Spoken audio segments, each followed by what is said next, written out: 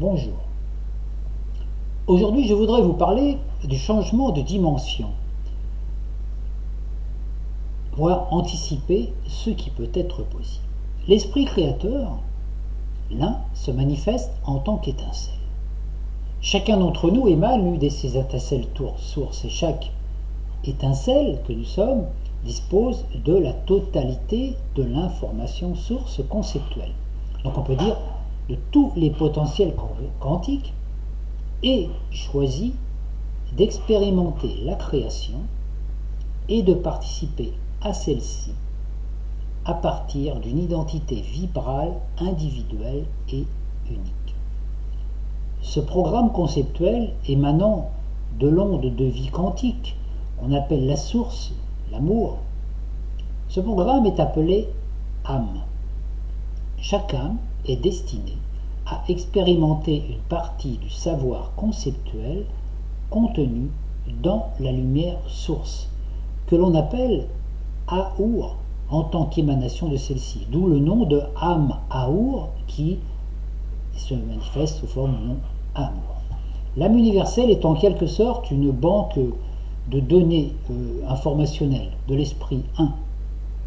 Et toutes les âmes en sont des parties individualisées et uniques.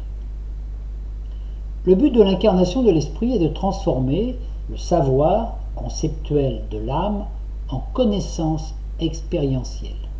Chaque âme dispose donc de la totalité des informations sources contenues dans la lumière vibrale, l'onde d'amour universel, et se propulse dans l'incarnation au sein d'un univers, d'une vague de création, afin d'expérimenter le savoir et le transformer en connaissance expérientielle. C'est ainsi que l'esprit, unique, cycle après cycle, expérimente tous les potentiels inscrits dans son programme de base. L'onde de vie universelle, l'amour, véhicule toutes les informations. Aucune forme de vie ne peut exister sans un encodage conceptuel, ce qu'on pourrait appeler un programme. Rien ne peut exister en dehors de l'onde d'amour qui crée et anime toutes les formes de vie possibles. Cette onde de vie se manifeste par le biais d'une musique ultrasonique. Chaque son, ultrason, génère des formes géométriques et des couleurs particulières. Cette musique génétique, ultrasonique, forme la mélodie universelle, inaudible à notre oreille terrestre, mais qui est cependant bien réelle. Ainsi, chaque âme reçoit sa partition ultrasonique, sa mélodie d'âme, déterminant son identité stellaire et galactique. L'âme sert d'intermédiaire entre l'esprit source, étincelle, et la forme corporelle. Qu'engendrant, elle va animer et utiliser pour expérimenter l'univers au sein duquel elle a choisi de s'incarner. Cette mélodie génétique, ultrasonique, émanant de l'onde d'amour, est omniprésente en chaque partie de l'univers, en chaque dimension. Elle se manifeste selon un rythme, des ondes de forme particulière. L'OM, O-M, ce son, en est la note vibratoire universelle. C'est le l'OM qui engendre toutes les mélodies, les rythmes, les couleurs, les ondes de forme, les structures géométriques permettant la création de tous les univers. Aussi, quel que soit l'endroit où s'incarne notre âme, celle-ci reçoit l'information source déterminant sa mélodie d'origine. Chaque expérience de notre âme vient enrichir notre musique. Le processus est identique à celui d'un chanteur-compositeur. La mélodie de l'âme est le refrain de la chanson, et chaque couplet raconte une expérience particulière. À la fin de ces cycles d'incarnation, notre âme ramène ainsi à son créateur, l'esprit, une mélodie particulière, unique, révélatrice d'un vécu expérientiel. Sur Terre, les chansons à texte qui racontent des aventures vécues sont établies sur le même processus. Au sein des univers conceptuels, une multitude de possibles sont à vivre. Ainsi, d'expérience en expérience, l'esprit enrichit notre âme. Et vie après vie tisse la légende de son périple incarnationnel, afin que celle-ci puisse s'inscrire dans le ciel et que chaque âme incarnée puisse, en regardant la voûte étoilée, se dire « Il était une fois ». Chaque âme incarnée vit une multitude d'histoires pour tisser sa légende. Tel fut le cas des grands héros mythologiques, Hercule et ses 12 travaux, Jésus et son expérience, qui en sont les plus connus.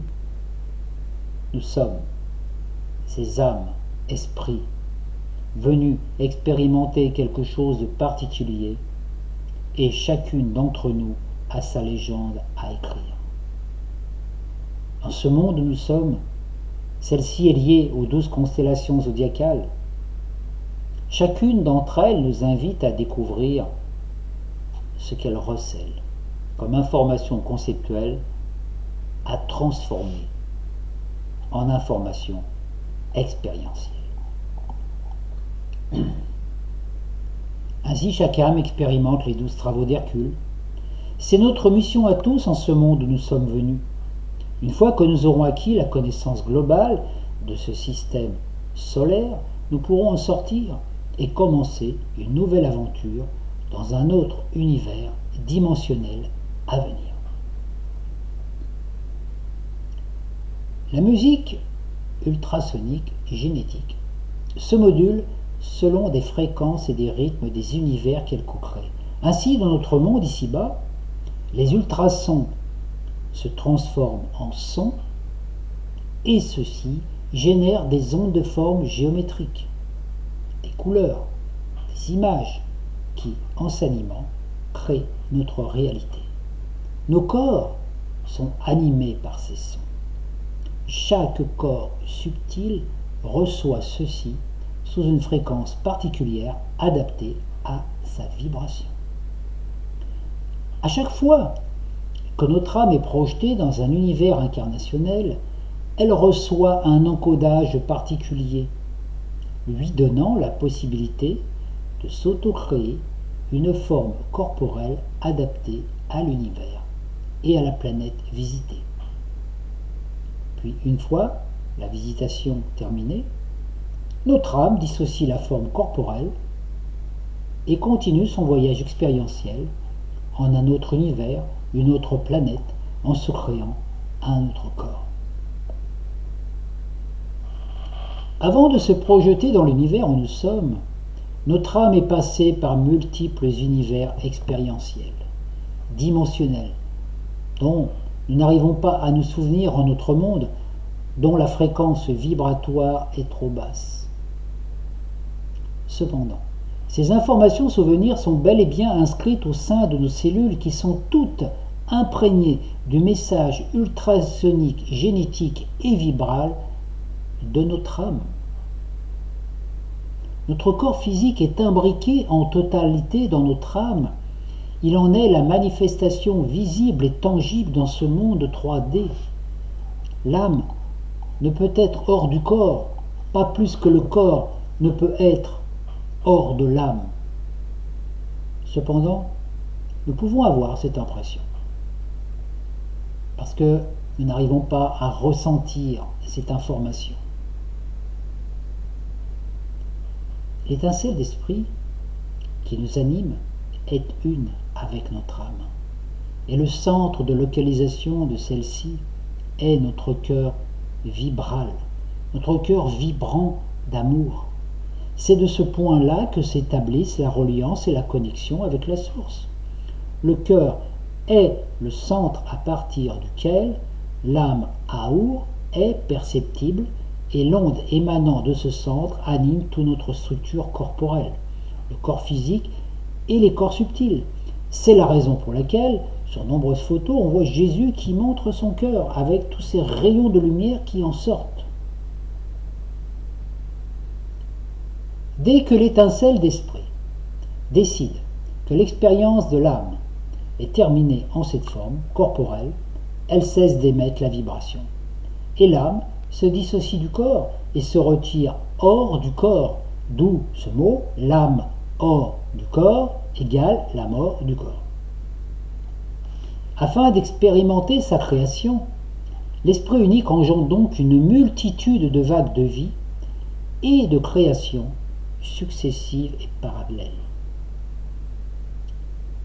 Une multitude d'univers existe simultanément, au même endroit, en des dimensions fréquentielles différentes, parallèles, sans pour cela se rencontrer.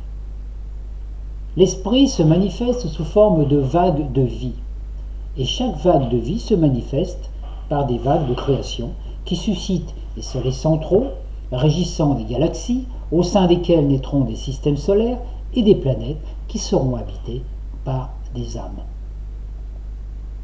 Ainsi, chaque vague de vie contient plusieurs vagues de création successives. Chaque univers créé vit son déploiement jusqu'à son apogée. Puis quand le but est atteint, il entame sa phase de dégénérescence jusqu'à disparition. Dès qu'une vague de création a terminé son expérience, elle est absorbée dans un trou noir qui la propulse vers une autre dimension de l'espace plus proche de la source.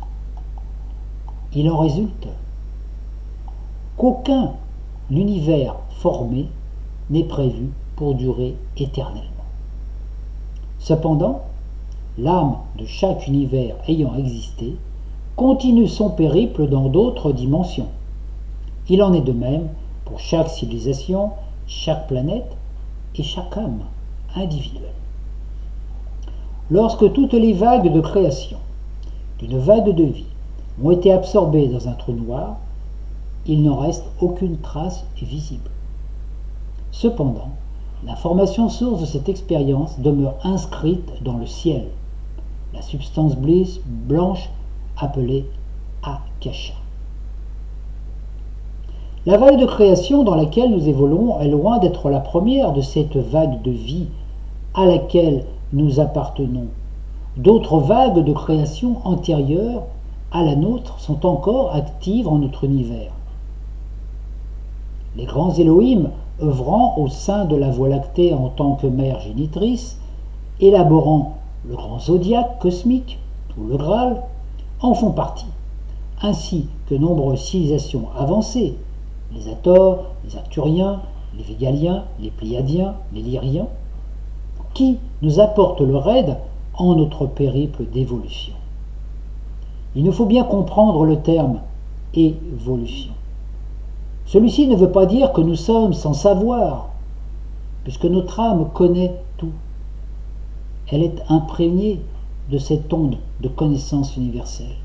Mais ce savoir conceptuel, inné en chacun, ne peut être transformé en connaissance que par l'expérience. C'est ainsi que les informations ultrasoniques, conceptuelles captées par notre corps causal, qui est le corps de notre soi, notre mental abstrait, sont transmises à notre corps mental, qui la transforme en images concrètes, capables d'être enregistrées par notre cerveau rationnel. Ces images sont transmises à notre corps émotionnel, notre corps astral, qui, les animant de pulsions, génèrent des émotions qui, transmises à notre corps vital ou corps éthérique, se manifestent sous forme de sensations, des perceptions sensorielles, le toucher, le goût, l'odorat, nous amenant à passer à l'action dans le corps physique par l'intermédiaire des organes, des muscles, etc. Le processus est identique à la création d'un film. Le scénariste, le mental abstrait, transmet le scénario au script qui génère le storyboard. C'est une sorte de bande dessinée qui résume le scénario. Ce dernier est transmis au metteur en scène, qui est le mental, qui en informe les acteurs destinés à transformer ces dessins en images animées, donc par le film. Ceci s'accomplit par le biais de mouvements, de situations, générant des émotions, le corps astral, suscitant des ressentis, le corps vital, déclenchant des actions, les actions du corps physique de l'acteur. Lorsque nous sommes connectés à notre âme, il en est de même. Par l'hémisphère droit du cerveau féminin, le côté féminin intuitif, nous recevons l'information conceptuelle ultrasonique, l'idée, provenant de la source, qui est transmise à l'hémisphère gauche, rationnel, masculin. Celui-ci la transforme en image. L'image est envoyée au cœur émotionnel, le corps astral, et suscite des émotions, déclenchant des flux hormonaux qui activent nos perceptions sensorielles, nos cinq sens, et nous incitent à passer à l'action, à accomplir les actes adéquats à cette inspiration afin de la transformer en réalité. Cependant, cela ne peut s'accomplir directement que si tous nos corps subtils, astral, mental, éthériques, ne sont pas engorgés de scories. Là commence le chemin de l'alchimie. Je vous en parlerai dans la prochaine vidéo. Merci de votre écoute.